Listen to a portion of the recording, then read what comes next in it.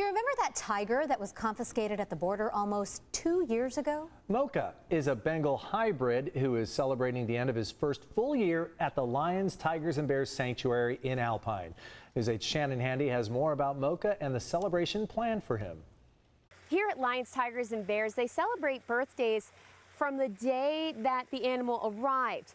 In Moka's case, he arrived about a year ago. Since then, he's adapted quite well. In fact, he's gained nearly 200 pounds.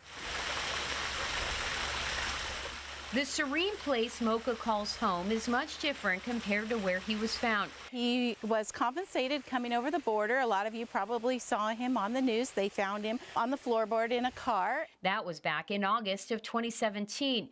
Customs and Border Protection gave us these photos. The 18-year-old driver was sentenced to 6 months in prison for trying to smuggle the then tiger cub through the San Ysidro port of entry.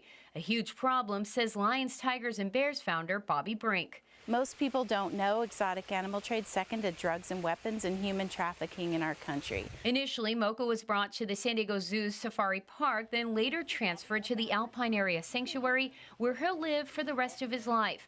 That was a year ago, so this weekend Moka will unofficially be turning 1. The day they come to Lions, Tigers and Bears is their birthday. For the big celebration, tours reserved in advance are planned. Moka will also get to tear open some special gifts. I think the keeper's got some surprises for you. As for how he's doing, Bobby says he's a bit timid, but happy to share space with a white tiger rescued from Louisiana named Nola. He's just growing, and your typical fun-loving tiger. They'll romp and play for hours. While in captivity, Moka, whose real age is about 2, will likely live to the age of 20. Bobby feels fortunate to have him here, saying other exotic animals in his situation often wind up being raised in places they shouldn't be. Moka's one of the lucky ones that gets to stay at Lions, Tigers and Bears. There's no federal tracking of these animals. For more information on Moka's birthday party or Lions, Tigers and Bears in general, just log on to our website, that's cbstate.com. Click on the hot button. Back to you.